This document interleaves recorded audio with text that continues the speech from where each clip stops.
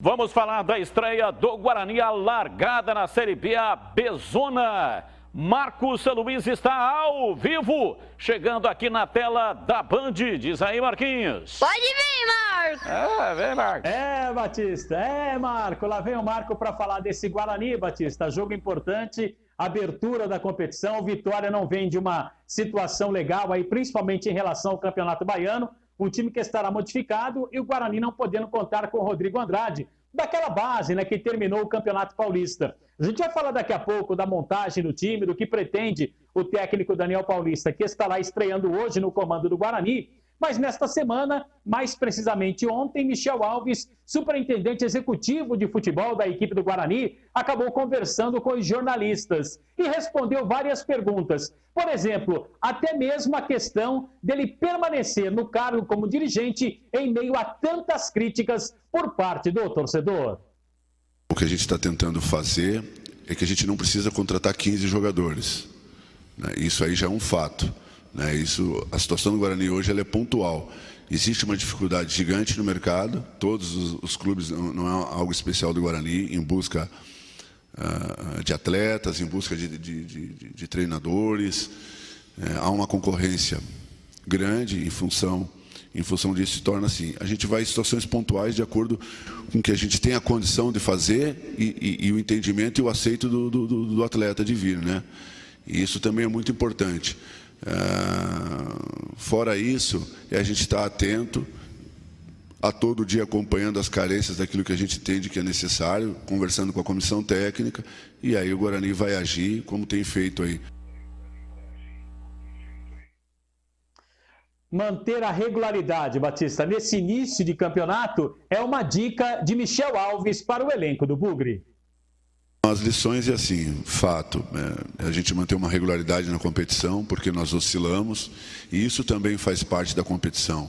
Quando você tem 38 rodadas, o ideal é você manter o mesmo nível de performance, sempre crescendo, evoluindo. Agora, quando tem algum momento de oscilação, é você ter a capacidade de entender o que não está acontecendo e você agir o mais rápido possível.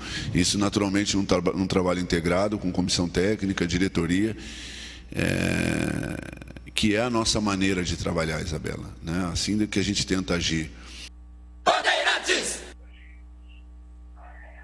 Bom, Batista, aí a palavra do Michel Alves, né, que é o superintendente executivo de futebol da equipe do Guarani. Não quis adiantar também nesta entrevista alguns nomes, né? Apenas comentou, por exemplo, que o Lucão é um bom nome, se enquadra a filosofia do Guarani. Mas a gente sabe que o Lucão tem contrato até o dia 31 com o CRB e por isso não pode assinar um novo vínculo com o Guarani. A partir do dia 1º, aí quem sabe o Guarani já o anuncie como jogador. Matheus Mancini também tem a questão, o Guarani ganhou concorrentes e o Diogo Matheus, lateral, também é um atleta que o próprio Michel disse que seria um bom jogador para o Guarani, mas não adiantou nenhuma contratação. E sobre o time, como eu disse para você, o Rodrigo Andrade não pode atuar. Por outro lado, o Bruno Sávio e também o Júlio César, que estavam em transição, estão liberados e à disposição do técnico do Guarani. Então, aproveitando aí a arte da tela, o provável Guarani para o jogo de hoje contra o Vitória, abertura da competição. Rafael Martins no gol, essa dúvida na direita, Pablo ou Matheus Ludic, com o Thales, o Carlão estreando e a volta do Bidu na lateral esquerda. Meio campo, né, Batista? Sem o Rodrigo Andrade, mas com o Bruno Silva. O Índio Siebert confirmado ali como titular junto com o Andrigo. E aí na frente, Bruno Sávio do lado do campo, Júlio César do outro lado e o Davó um pouco mais centralizado. Pode ser esse o Guarani para a partida de hoje. Não é porque é início do campeonato, mas o jogo é metal esfregando em metal, ou não é, hein, Batistão? Sim, metal esfregando em metal. O time para subir, se estiver pensando em acesso, precisa de 12 a 13 vitórias em casa. 36, 39 pontos. Aí tem que buscar 6 vitórias fora de casa e completar os 62, 64 pontos com empates. Então, os jogos em casa são importantíssimos. E parece, né, com 38 rodadas, campeonato longo, tá, não, mas se não ganhar agora, a gente ganha depois. Não, todo jogo é uma decisão. Jogo em casa, todo jogo é uma decisão. É por isso que é metal esfregando em metal. Júlio Nascimento e o adversário, o Vitória, como vem, hein, Júlio? Pois é, Batista, o Vitória vem remendado, né? São 5 desfalques importantes, 4 titulares, 2 jogadores na lista de Covid. 3 jogadores entregues ao departamento médico, inclusive alguns jogadores conhecidos aqui do público, né? O Wallace, por exemplo, que foi multicampeão pelo Corinthians, o zagueiro que é o capitão do Vitória, não estará à disposição. O Vico, atacante, também não fica à disposição do técnico Rodrigo Chagas, que é um técnico que começou no sub-20 do Vitória. O investimento nessa temporada foi menor, por isso o Chagas foi mantido no comando. Só que a campanha no Campeonato Baiano, Batista, não foi uma campanha positiva. O Vitória nem participou sequer das quartas de final do mata-mata do Campeonato Baiano, né? Ficou de fora dessa fase decisiva, então chega para a Série B de uma maneira pressionada o Vitória, né? O Vitória vive um momento de instabilidade financeira, de poucos investimentos, não foram realizadas muitas contratações para a disputa do Campeonato Brasileiro. Então, em termos de nível técnico, é um time mais fragilizado em relação a outras campanhas que nós vimos do Vitória. Outras campanhas, inclusive, em que o time brigou ali em determinado momento pela zona de rebaixamento. Isso gera uma carga até de favoritismo para o time do Guarani hoje. Mas o discurso em Salvador é de um campeonato de manutenção e de conseguir somar pontos fora de casa também, jogando de uma maneira mais cautelosa. E para você, CH, você que vai comentar o jogo pela Rádio Bandeirantes, que terá a transmissão do Leandro Bola, está registrado. Esse time aí é um bom time para a estreia? É o que temos para hoje, né? Sem o Andrade, o Índio vai ter que jogar. Isso é uma preocupação. Não sei como é que ele está, não sei como o Daniel Paulista vai arrumar o time dele, de que maneira, que sistema tático, tudo isso interfere na análise do jogo. A principal dúvida e temor que eu tenho no jogo de hoje é a zaga. Então vai ter uma dupla completamente nova e um jogador que eu preciso ver melhor. O Carlão, ele ainda não tem a minha confiança. Então vamos deixar o cara jogar, torcer para que dê tudo certo com ele, mas eu tenho um pé atrás. Thales, conhecemos, bom jogador, mas o parceiro tem muita interferência no comportamento geral da defesa ali.